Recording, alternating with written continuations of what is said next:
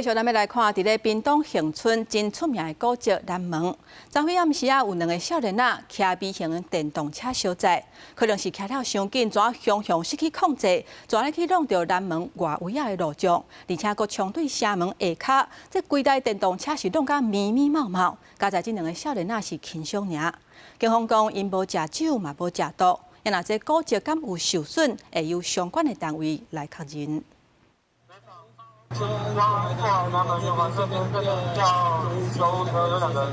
警方到場發現兩名少年仔受傷，其中一位是倒佇塗骹，隨通報救護車。恆春的恆南路國家級古蹟南門，而且暗時8點40分左右，警察巡邏時發現一台微型電動二輪車發生事故，兩名17歲少年相載，若像因為車速過緊失控，先弄到車門外圍路障，佮衝入南門下骹。經救護人員送往南門醫院治療，經檢測無酒駕、毒駕情事，違規載人，依道路交通管理處罰條例第76條第1項第1款，可處新台幣300元以上600元以下罰款。受傷的兩名少年仔，細漢的少年倒腳骨折，細樣的規身軀挫傷，因為微型電動車袂當相載，警方嘛是依法開罰。恆春的南門是國家古蹟，算是目前保存了上完整的車門之一。10幾年前嘛是有車輛無細意，兩界去弄掉，後來才佇前後裝路障保護南門。想說，直線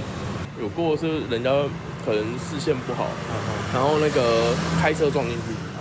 有過啦，所以我後來就做成這樣啦。警方初步檢查南門外觀是無啥物問題，但是文主局表示已經有接到通報，而且恆春鎮公所和古蹟維護人員前往確認，若有損害的事實，就有刑期和罰錢，嘛要負擔維修費用。記者柯明哲，屏東報道。